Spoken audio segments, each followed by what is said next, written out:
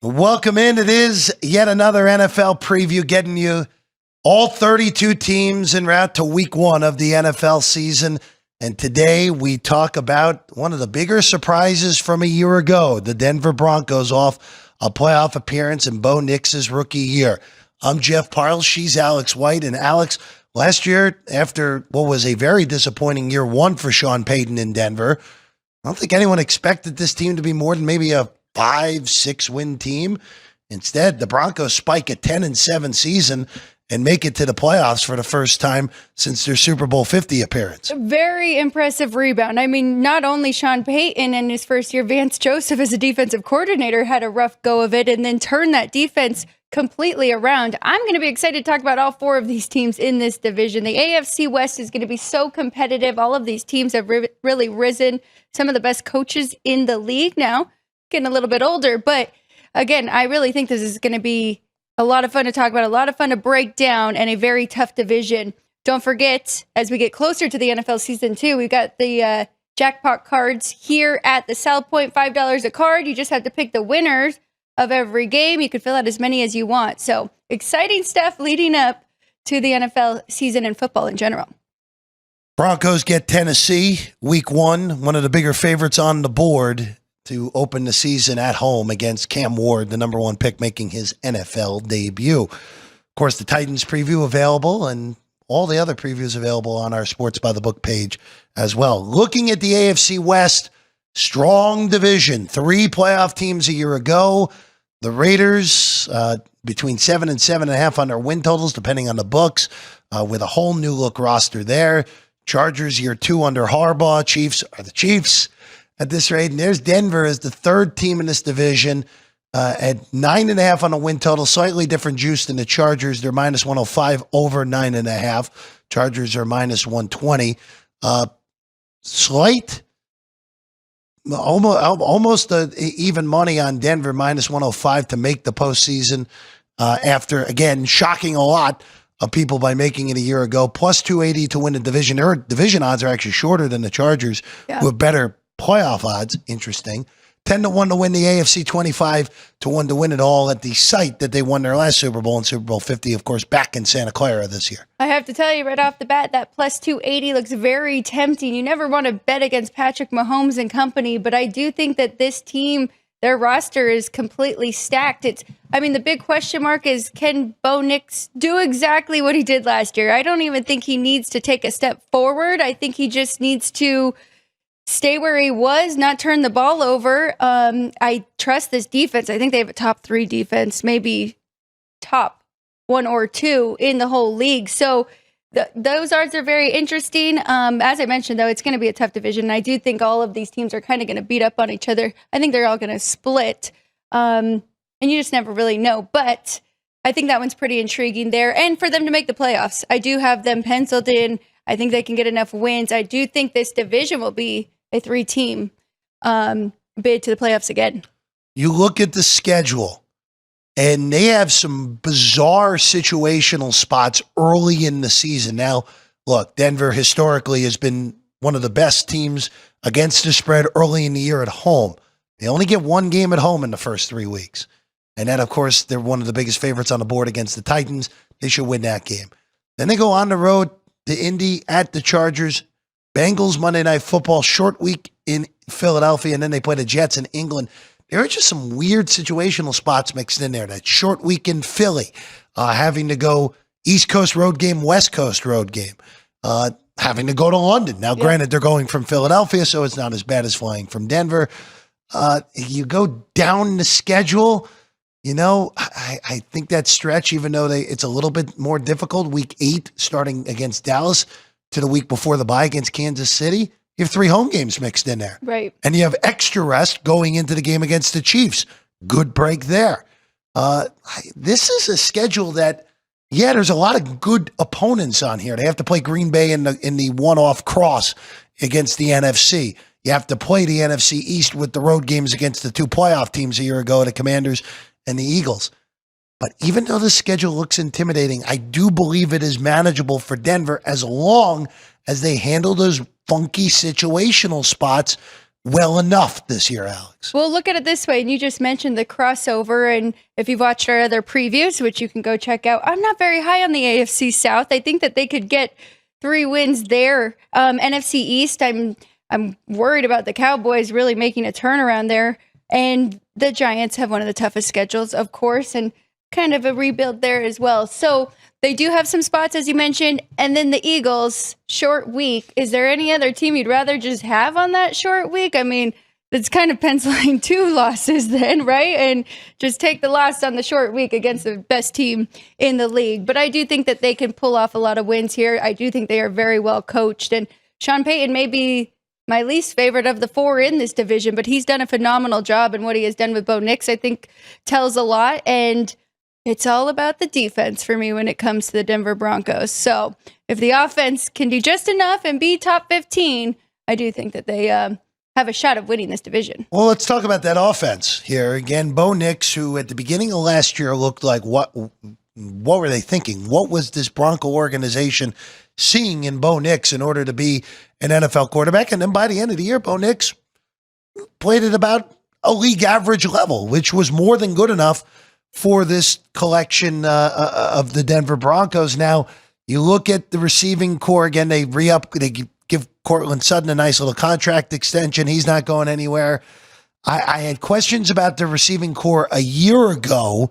I still have questions about the receiving core, where you have a collection behind Sutton, who is a legitimate number 1, of Marvin Mims, Deshaun Vele, Pat Bryant, Trent Sherfield, Troy Franklin, A.T. Perry, just a lot of meh. A lot of 3s and 4s. You don't have a true number 2 wide receiver. You have a tight end addition in Evan Ingram, which is a nice pickup. But the question is always with Evan Ingram, is he capable of making it through the season without getting dinged up or actually out for a month at a time? And then the running back room is really interesting, where it's a whole new look. They signed J.K. Dobbins. They drafted R.J. Harvey in the second round out of Central Florida. It's a whole different looking backfield this year, where I think Harvey's got some giddy up if you want to take a shot on Harvey in an offensive rookie of the year market, because he has a chance to be the, without a doubt, number 1 back, depending on Dobbins' health through the year, of course, Alex. It's funny. You just set me up perfect, Jeff, starting with the wide receivers, getting to the run game. Now I'm going to jump in with the run game there. Please. And mention the O-line with all 5 starters coming back. Last year, they had no run game. Javonte Williams led the team with 513 rushing yards. That was the fewest for a leading rusher on one of Peyton's teams in 17 seasons. So they did what they had to. They have to get their run game going in order to set up their passing game, get these guys more opportunities, get Bo Nix some more opportunities there. So I do love what they did. I was a J.K. Dobbins fan and backed him when he was with the Chargers. And now I do like the R.J. Harvey move too. That they drafted him from UCF. 22 rushing touchdowns, 25 total touchdowns on the year last year. So he comes in and can be a key piece and really help this offense out. That O-line is a good point, Alex, with all the starters returning. And again, I think that run game last year was more so that defenses were making Knicks beat them. And also, too, not a good collection of running backs there a year ago. They are improved. I even though Dobbins is not the same guy he was pre-injury, he's still better than Javonte Williams. And R.J. Harvey was so good at Central Florida.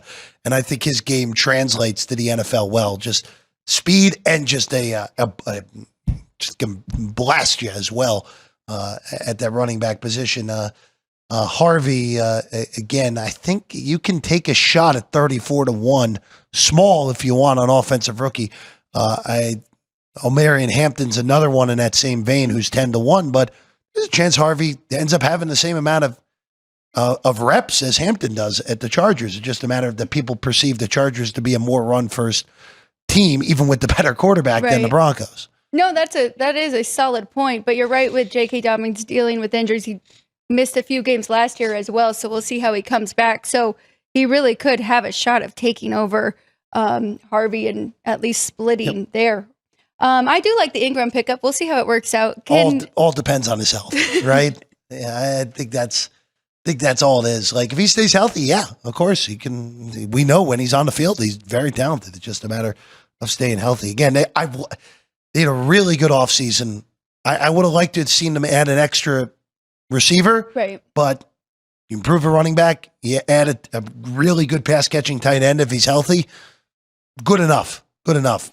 Probably one more year from being like, hey, we gotta win now while Nix is still on that rookie deal. Probably next year more so than anything. I will just say to the offensive line again, how we were just talking about, and I've been talking about Pro Football Focus and their rankings from last year to this year. Well, they didn't get better, but they were second last year and are second again this year behind the Philadelphia Eagles. So I think any team would take that. So I do think that they can do a good job protecting their quarterback again. On the defensive end of the ball, and this is where the bread is going to get buttered this year. This was a defense that a year ago I thought going into the year, all right, they have a lot of good pieces, but I think they're going to be on the field so much that they're going to run out of gas. They were on the field a lot last year. They still had a great year. And Patrick Surtain won the Defensive Player of the Year a year ago because there was no overwhelmingly elite pass rusher. Don't bet Surtain to repeat it 50-1 as great as he is. It is very hard to see back-to-back years of a defensive back. And again, there are just so many great pass rushers at the front. Zach Allen, they re-up. They give him a contract extension, a huge one at that, over $100 million. They go out and bring in two guys from the 49ers. Dre Greenlaw comes over, and Hafunga in the secondary comes over as well to improve that safety position. There are some questions of how much both of those guys have left in the tank, but in this scheme, I expect them to be successful. But Alex, when this is all said and done, they did not do a lot of changes. Not a lot of changes here on this defense that was high-end a year ago.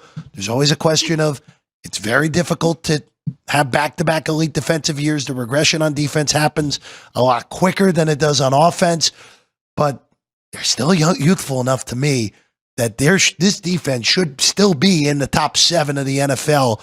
And if they are in the top 3, that's when they can really start pushing Kansas City in this division. That's right, Jeff. That's exactly what they needed to do. And keep these numbers from last year, and you just mentioned it, 7th in total defense. Now, their passing defense did fall off a little bit, 19th. Rushing, they were 3rd. They were 1st in sacks. So I do think that they can stay right there, at least for another year, and give it a go. And as I mentioned with Vance Joseph, did an outstanding job coming back to Denver and leading this defense. Overview as a whole here for Denver for me. Things go right. Nix improves. Defense doesn't regress too hard. They win 10 games. They make the playoffs again. My concern is that with more tape on Bo Nix out there, that Nix either stays stagnant, which I don't know if is good enough with this schedule and in this particular division this year, not against the last place schedule. I don't know if that's good enough if he stays stagnant. I really need to see Nix move forward like he did throughout last year to be totally certain on Denver. I think that 9.5 is sharp, Alex. I think that is a super sharp win total. My best look for the Broncos this year, more so than anything, would be look for them on a game-by-game basis. Take advantage of them at home. Take them in week 1. Take them in your teasers week 1, which I know you're a big fan of. But really look for them situationally this year. Full season-wise, I think all these numbers are pretty darn sharp. I have them at 9-8, Alex, which has them under, but that is just really super sharp at 9.5 for me.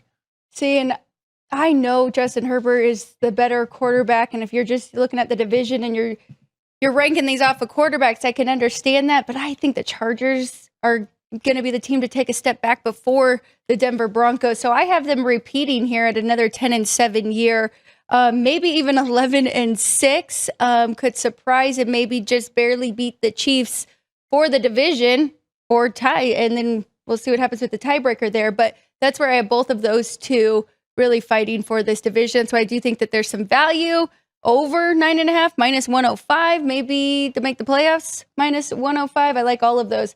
Best bet, though, you're right. Week 1, they are a 7.5-point favorite over Tennessee. You know we love our teaser legs. I think that's a great one to add right now if you are looking to bet week 1, if you're crazy like me. The Lions are getting 2.5 points right now. you can tease them up and be over a touchdown with the Detroit Lions as well. So I like those two as some of my best bets right now. See, there you go. We'll have to mention then the Lions preview as well. You have a week 1 teaser already ready to go right out of the gate. There you go. You see the AFC odds. Denver comes in behind the big 3, the Chargers and the Bengals. Of course, the big 3, Buffalo, Baltimore, Kansas City. Then Denver there at 10-1, the 6th best odds in the AFC. Right now projected to be in the playoffs based off all the odds we have out there as well. Again, all 7 teams that were in the postseason a year ago in the AFC expected to be there yet again. And the Broncos to win the whole thing at 25-1 here at the South Point, Alex. And then, of course, the Bengals right there with the odds, too. Yep. Just barely missed it. But, yeah, I love how you keep calling them the big 3 because that is what everybody is chasing here. It is. That's what you're chasing. Baltimore, Buffalo, and KC. Really, everyone's still chasing Kansas City. Let's be real with ourselves. Again, the only team in the Mahomes era to make the Super Bowl other than the Kansas City Chiefs was, of course, New England at the beginning, and then Joe Burrow, the only 2. So the only active quarterback to beat Mahomes in an AFC playoff game is Joe Burrow. So keep that in mind when you're going through things. But here's the Broncos here today trying to catch KC in that AFC West with a win total of 9.5 and a plus 280 price to win the AFC West. All right, there you go. That's all you had for the Denver Broncos. Sean Payton and Bo Nix and company trying to make the postseason for the 2nd consecutive season. Of course, all the previews available on Sports by the Book at YouTube. Make sure you're hitting subscribe. Make sure you're subscribed to us because we do a live show every weekday, Monday through Friday, 10 a.m. Pacific time, getting you ready for the best in sports betting every single day. Live from the South Point, as always, here on Sports by the Book. She's Alex White. I'm Jeff Parles. This is yet another NFL season preview here on Sports by the Book. Live as always from the South Point Hotel and Casino here in lovely Las Vegas. We'll see you again next time right here, Sports by the Book, South Point Studio.